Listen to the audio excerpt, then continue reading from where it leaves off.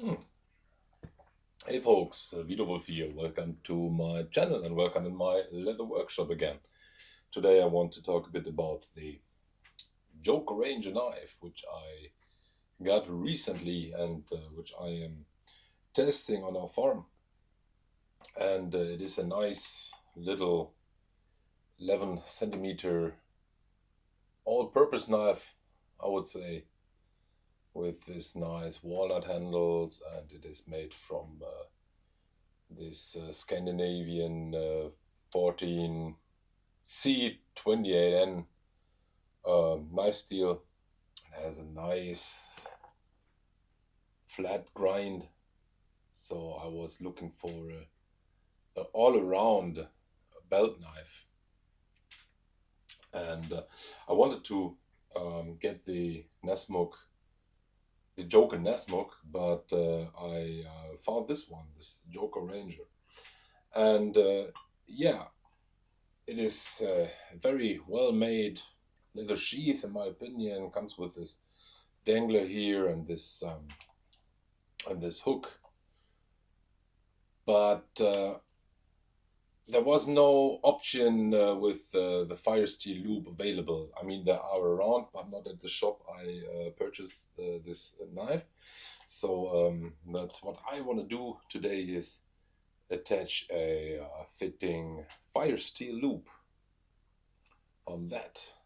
Yeah, and if you want to know how I make that, then hang on. I just found out that this leather sheath I made several years ago fits perfectly for this knife, and also with the Firesteel. Maybe I keep that. I don't know, but yeah, my goal was to show you how I attach the Firesteel loop here. I have that made that on other leather sheath as well, but there I just took a piece of leather and attach it from the outside. This time I want to remove all the seam, so I have to make a new seam and then cut out a little bit on the side to insert the Firesteel loop there, and then yeah, make a whole new seam for it. So the first thing I have to do is carefully remove the old threads. So you need just to cut every second or third loop on one side, and then you can pull out the string on the other side very easily. And that would be impossible with a handmade saddle stitch.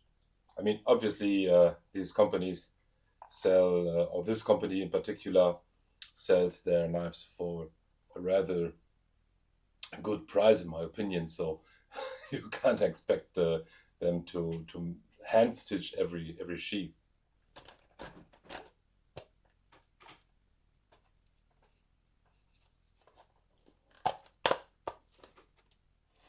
So the old seam is removed, and you see it does not open because this leather sheath is also glued together. So we have to cut out carefully where we want to place our Firesteel loop. So I have this piece of scrap leather.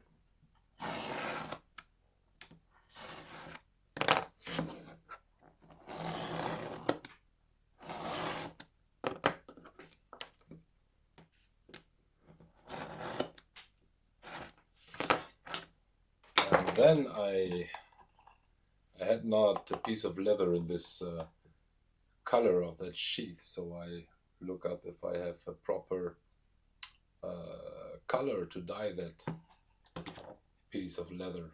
So I have mahogany and also this yellow brown and also this vintage gear here, but I guess this might be the best choice. Normally that is for dyeing tool leather, so that the shadow comes out way better. So that's what you use vintage steel for. But I give it a try on this one. So don't mind my different colored gloves.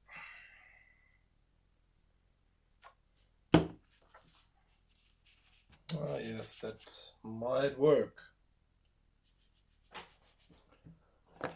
So it's not exact the same brown tone. And on the display I see the difference might appear bigger as it is in reality. But for me that's great. So I decided to give it a wipe of this brown tone anyway, because when you dye a piece of leather with this liquid leather dye, the leather becomes a bit softer, and I can form it around the Firesteel loop without the need to dampen it with water. And maybe these colors better mix up to the brown tone I wanted to have in the end. So as you see, the leather is way more flexible now. And I take my Firesteel, wrap that leather around, and then just take a clamp and fix it.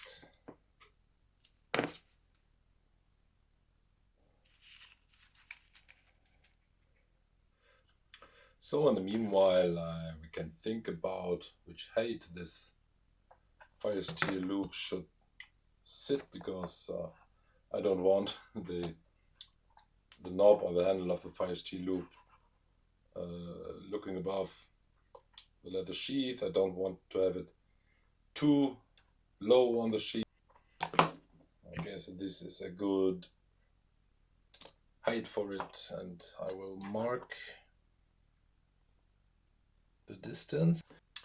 Yeah, we need to cut out this piece of leather welt here, and I have to be careful not to destroy the leather sheath at all.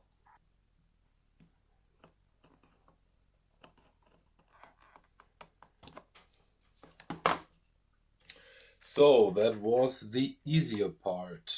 Now we have to cut this way, but be careful not to slice the upper leather.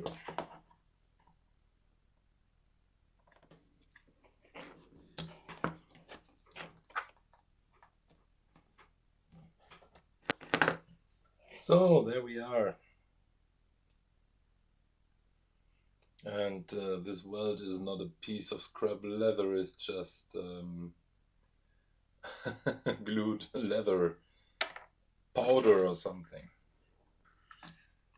So, but there we have our gap where we can insert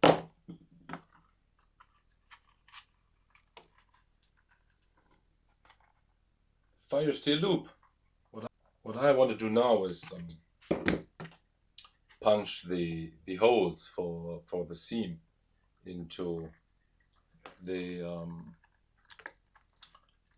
Firesteel loop. So I just mark the stitching holes here. There we are, and then we just punch it through the leather. So normally I would also use some leather glue, but I need a little room for adjustment, I guess, when I make the new seam. So I just sew that together without gluing. There is a double seam, so it will, and a saddle stitch handmade, so that will last forever, I guess. In the first place, I wanted to make a white seam, but now as it comes to my mind, it is a joker knife, so why don't we use just jokerish rainbow colors? So I use my little stitching pony here, and with leather stitching, as I mentioned in my other video, you have to be very careful that you always choose the right side, and you always begin at the same side. With my leather needle, and this side also goes back again, so that makes sure that your seams are even. So if you're struggling, if you are in leatherwork and you're struggling with straight seams, then yeah, try to pay attention with which needle you start over and over again.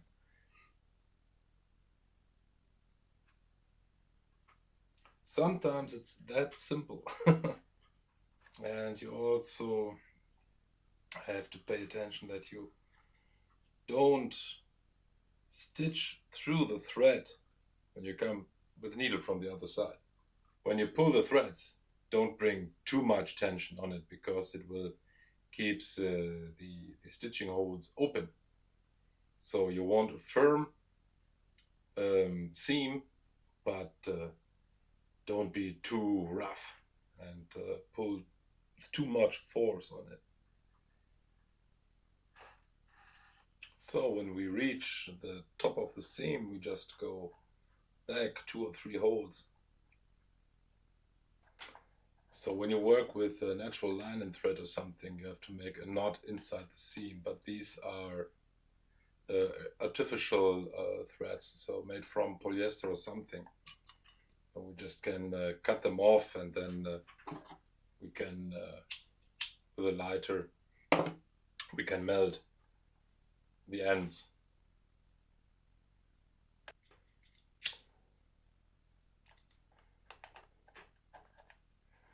So that was our first seam. Now to the second.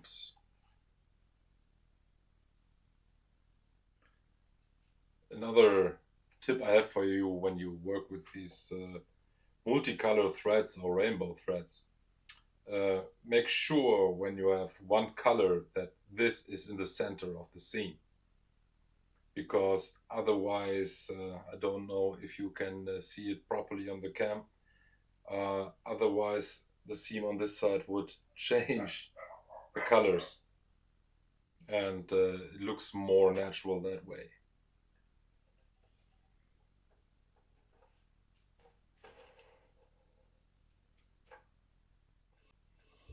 So it's almost done.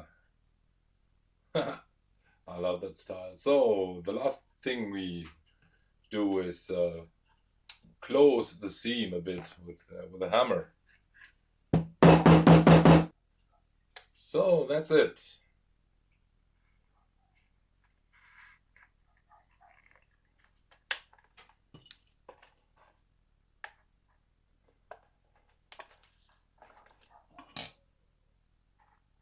Now I have a Joker Ranger with Firesteel loop.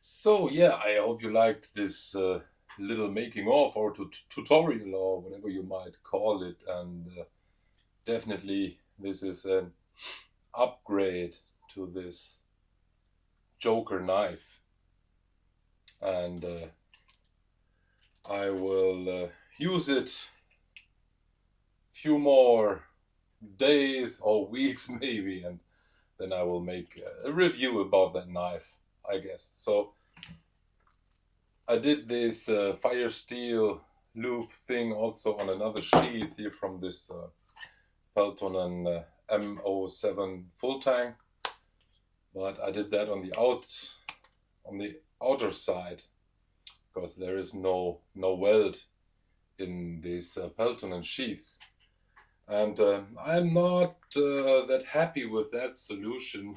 It was just a try. Maybe I will fix it, but this is yeah, way smoother solution. So yeah, I like it.